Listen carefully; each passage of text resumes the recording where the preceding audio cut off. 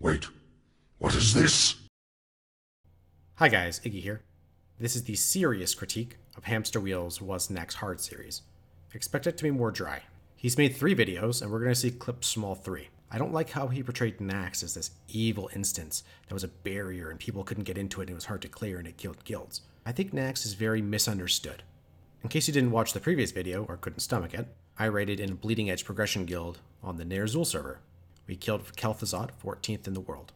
I then moved to China and played with a famous Chinese guild called the Seven in Wrath of the Lich King. I believe I have the experience to fix some of the inaccuracies in the video. We're going to take a more friendly approach, and I'll do my best to lay off the memes. One of the top raiding guilds on the Frostmane server. Once again, not my guild. We didn't kill Patchwork, but we didn't kill Patchwork. I think we killed Anubrakan, Instructor Azuvius, and one more. He says he was in a top raiding guild on his server, but that's relative to the population of the server and the quality of the players. He then goes on to say he only killed 3 bosses in the entire instance, which means everything after those 3 bosses he's never seen personally. So it means everything is hearsay, what he's read on the forums, etc. Blackwing Lair for us was tough as hell too. You know, early Blackwing Lair, early Molten Core, it was pretty goddamn hard. I'm not trying to be a dick, I'm sorry. I'm establishing a baseline for his guild. His guild, I would say, was average to below average, and there's nothing wrong with that. Casual raiding is fine. I've done it myself in other guilds and other expansions. This is like, for example, if I made a leveling guide. If you compared my leveling guide to someone like Joanna would mop the floor with me. Let me give you an example, such as the Locust Swarm of Anubrakan. This is Lotheb, not Anubrakan. Now later in one of his videos, he shows a different photo of Lotheb, and aptly names it Lotheb, so perhaps it's just an editing error. Hell, even the 4 horsemen fight, you needed 8 geared tanks. 8! I remember in my guild, we actually had to try and steal geared tanks from other guilds. We didn't do the 4 horsemen. Did we actually? Not one, not... He then talks about the 4 horsemen, the last boss in the Death Knight wing. He says that his guild had to steal tanks from other guilds. However, his guild never made it to the 4 horsemen. So this is a lie. In his review video, he then says, did we kill 4 horsemen? But trust me, he would definitely know if he did. The 4 horsemen dropped the corrupted Ashbringer. The 4 horsemen was the second hardest boss in the entire game. If you killed the 4 horsemen, you would definitely remember it. 4 horsemen was the cockblock for almost all guilds who went deep into Naxx because of the gear tanks. Poaching definitely happened. I threw it there with the 5-8 Storm Rage, 3-8 Cenarian, Height of the Wild, and I think that's the Will of Arlok from Zuguru. That was my raiding gear, basically. Now I'm hoping this is a screenshot of him in his raiding gear pre-AQ40, because if you went into Naxx with this kind of gear, you would get wrecked. If his guildmates had a similar gear level to him, then it's understandable that they all had a really, really bad time. Also possible that they just had really, really bad RNG, or perhaps their guild had a casual raiding schedule, which means they couldn't continue to farm Blackwing while progressing into Naxx. I grinded with Pharaoh gear, but in resto spec, because I didn't want to respec. I did next to no DPS. Killing mobs was horribly slow. So he shows himself grinding very average mobs. Typically, people who grind mobs for gold would grind things like the Stayers in Felwood for the Felcloth and Demonic Runes. Or you'd grind mobs that drop grays like the bats in EPL. There were plenty of ways to earn money in vanilla without having to respec your main character. There was professions, niche markets. Look at Frost Radamus' amazing series on Rags to Riches. There was alts. You could use your alts to level. By the time you were in Naxxramas, you could easily have a second level 60 character. My preferred way of making income was doing GDKP, so we'd run Molten Core and Blackwing and then sell the items there to people who were looking to buy, such as mages for a Talisman of Imperial Power. Most guilds attempted Naxx 40 on weekends, so... Naxx was definitely not a one-day clear raid, so why would guilds raid both Saturday and Sunday? That seems extremely unlikely. Most guilds would raid 2 to 3 days per week, on a consistent schedule, including weekdays. Dual spec, I would have loved to have that in vanilla. That would have been great. No, it wouldn't have been great. Part of the charm of vanilla was your talent choices really impacted your gameplay and your reputation. So you weren't just a paladin, you were a holy paladin. You weren't just a rogue, you were a subtlety rogue. If you weren't in a hardcore raiding guild, you had more freedom with your talents. So as a shaman, you could put that extra point into elemental to get extra bursts for PvP, which made you much, much more valuable. One person standing in the wrong spot means he will do damage to all the other players with a different charge, and it's so much damage that that one guy can wipe half the raid in less than a few seconds. This is Thaddeus, the last boss in the Abomination Wing. Thaddeus has an ability called Polarity Charge, which divides the raids into positive and negative. Each group gets a damage buff based off how many people are there. If someone misses the polarity, and let's say they go to the wrong area, they will hit everyone else with 2,000 damage. 2,000 damage is definitely not enough to wipe half a raid. Thaddeus has a chain lightning ability. Chain lightning could, in fact, kill people with a polarity mess up, but it definitely would not wipe half a raid. Keep in mind that all these raids I just mentioned were 40-man raids, and every boss dropped an average of 3 epics. He views the lack of drops as a negative, when in fact it's a positive. Scarcity of loot was a very, very good thing. When your raid got loot, it mattered. And yes, it took a long time to gear up, but that also made it so much sweeter. Oh, our hunter finally got his leaf out of MC. He gets to do his quest, he's happy, everyone else is happy. You're happy for him, because guilds were an organism. You were playing together, you were a group, you were a family almost. And seeing other people get what they wanted, being happy, was a really, really good feeling. I remember I got Judgment Bracers out of Molten Core, and I was so happy. It was my first epic. It didn't matter that the stats were bad. It didn't matter that you couldn't really see it on my character. So there were a total of around 60 to 70 people in that guild. 60 to 70 is a little bit far-fetched once again. It's not 60, 70. That's a little too much. 60 to 70 is definitely an exaggeration.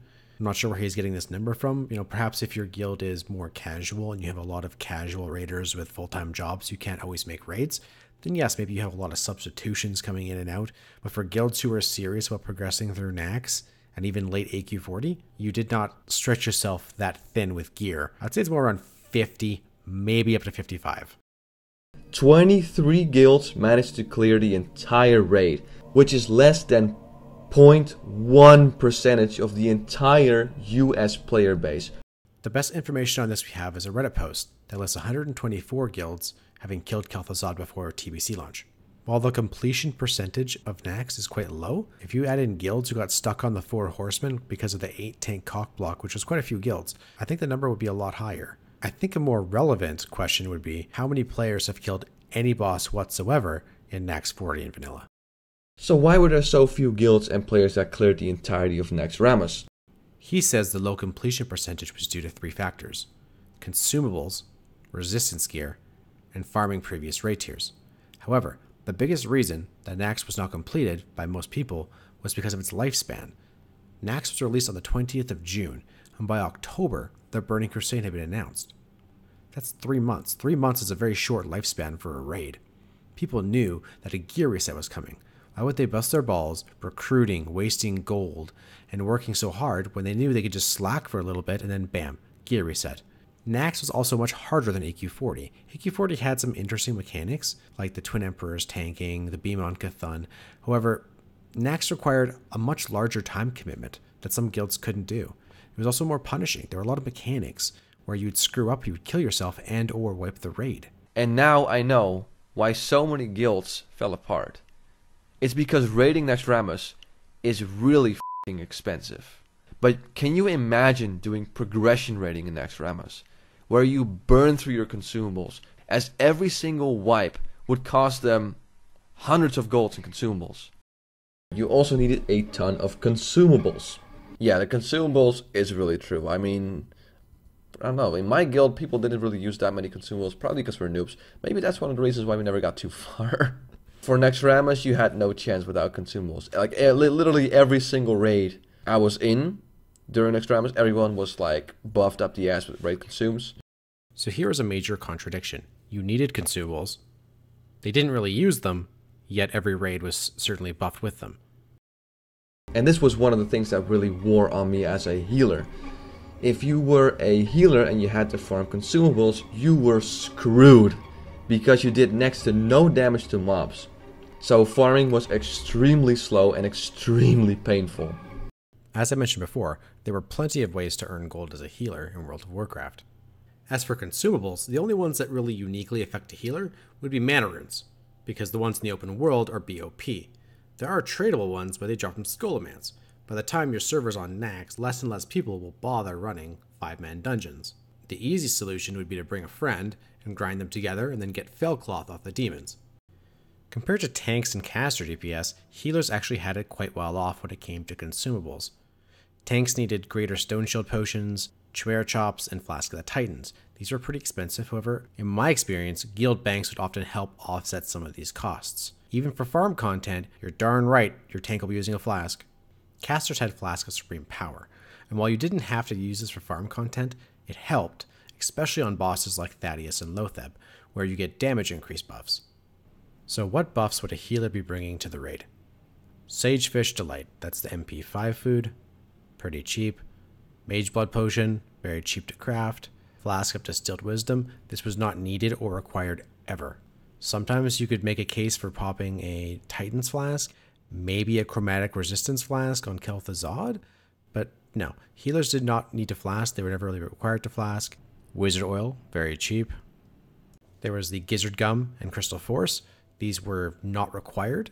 You could farm them if you wanted to. I personally only did Crystal Force because it was super easy. And then of course there was mana potions. Major manas could get a little expensive because of the Dream Foil. However, superior manas weren't that much worse. Even greater manas were super cheap to farm. You could chug those like candy. Rank 6 pots. So from the PvP vendor you can buy, I think it was 5. You could just chug those. Those were like what, 6 silver each or something like that. It was super cheap. And then the Felwood buffs. So that's the Demonic Runes, Whipperroot Tubers, and Night Dragon's Breath. These were quite easy to get as well. And last but not least is Protection Potions. So assuming raid competence, Fire Protection Potions. They are only used on the 4 Horsemen. And then Nature Protection Potion, not very useful. Frost Protection Potions. They're used on Saffron. Your healers way off in Africa, they're really good to have. Were they required? No. If your raid wasn't using them, it's just more stress on your healers, but you could kill the boss without them. A boss that you had to have Protection Potions for would be Lotheb, and that's our Shadow Protection Potions. Shadow Protection Potions were very annoying to farm, but there's only 3 per boss kill. This was the expensive consumable boss. I will admit that. You needed resistance gear. Get stuff like that from the bosses that you kill, or you craft it yourself. And that crafted gear was not cheap. Not cheap at all. Alright, so frost resistance gear. Yes, you needed frost resistance gear, but no, it was not that hard to get. So to craft frost resistance gear, you needed the Regent Frozen Runes. Frozen Runes spawned on the walls of Naxxramas. To loot these, you required a Word of Thawing. Word of Thawings would drop off the trash of Naxxramas. To get extra ones, you could buy them, trade them, scam them, because they were not bound whatsoever. So, you could have an alt come in, get some extra Word of Thawings, and then zone into their own instance to farm these. Here's a rogue, and he's stealthed into Noth the Plaguebringer's room, and he's looting it off the walls. There's only 2 people in this group. He loots it off the wall, and then suicides to the boss. So it's really not that hard to get. What were they used for? The main 2 things would be the quests. Ramandali's Icy Grasp, and The Only Song I Know. Ramandali's Icy Grasp gave a 25 frost resistance ring. It required an Arcanite bar, a blue sapphire, and a frozen rune. Frozen rune is supplied by the guild, so a sapphire and Arcanite bar, it's approximately what, a 35 gold on Thou Shalt Not Be Named servers right now. The Only Song I Know gave you your class type leggings. 30 gold, 2 sapphire, 2 water, 2 runes. Runes from the guild. Water right now is about 7 gold, 2 sapphires, and 30 gold. So it's about 60-ish gold tops. Glacial Vest. Now, there's the leather version, there's a mail version, there's a plate version. The plate version is the worst. It has Arcanite. Kind of sucks. It's a little extra 100 gold pretty much. But Glacial Vest was super cheap. 7 runes, provided by the guild. Rune Cloth, you guys know that's cheap. Essence of Water, 6 to 7 gold per, super cheap. Ironweb Silk is like 5 silver right now on the server that my friend plays on. And of course there's Glacial Cloak, everyone can craft this. 5 runes, cloth, water, silk. So again, like the cloth set, super cheap. So when you combine all these together, plus the 60 frost resistance aura from Shaman and or Paladin, I think you get up to almost 200 resistance. And that's without any of the drops from the instance. Because there are drops from the instance. I believe it's the shoulders and the headpiece, I believe, yeah? Yeah, shoulders and headpiece. And so each class type has 2 different ones. These supplemented your crafting. Typically, you wouldn't craft anything until you got to Saffron. And then you'd say, okay, who has the frost resist already? And then you'd supplement the raid so that everyone had about a similar amount. You wouldn't try to stack a couple people. You actually need to get your hands on frost resistance, nature resistance, shadow resistance, and fire resistance gear in order to properly withstand all the damage in this instance. Once again, it's not entirely true. I mean, the main resistance gear you needed was just frost for Saffron. But all the others, you know, for the trash maybe. General Raid only needed Frost, and only for one boss. Let alone Loatheb. You needed resistance gear. No one used resistance gear on Loatheb. Loatheb was a DPS race, an extreme DPS race. You had to min-max, go balls to the wall, nightfalls were crafted, healers were DPSing. It was nuts. Putting shadow resistance gear on would extremely gimp your DPS, and you would wipe the Rage timer, without a doubt.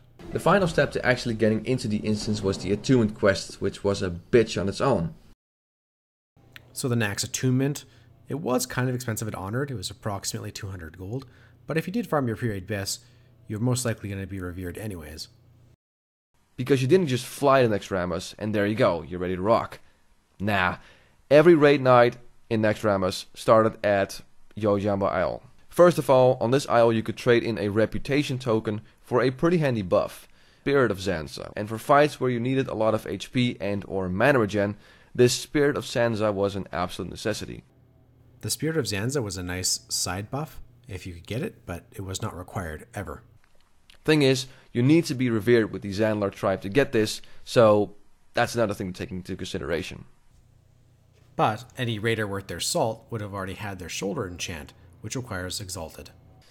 The second reason why everyone gathers there is the Spirit of Zandalar buff. After that, it's time to get the Rallying Cry of the Dragon Slayer buff. It's another must-have.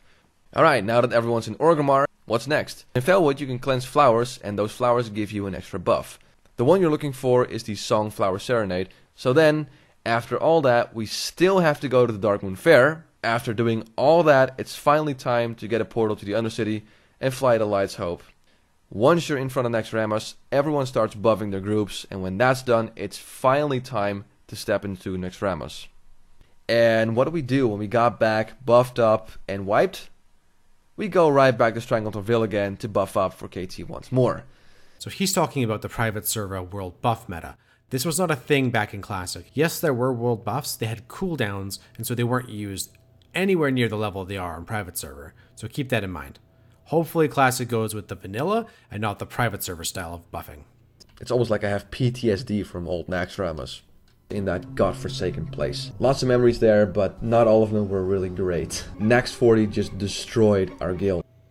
I think there could be some bias in his video just because of his negative experiences in Naxx. TLDR. Was Naxx 40 really that hard? Yes, but that was mainly due to his ramped up difficulty. It was much harder than AQ40, it required a lot more time than AQ40, and there were some strict raid comp requirements like the 4 Horsemen. Some consumables were needed, not that much. It was mostly time investment and getting the same people to consistently show up week in, week out. Once a couple people flaked, it was really hard to replace them. There was a lot of poaching going on. Getting replacement people was hard. We were one of the top guilds, and we had a lot of trouble finding recruits just because people weren't attuned or you were asking them to betray their friends. Hey, you don't like your group? Come over and play with us. We're pretty good. Some shady practices going on back then.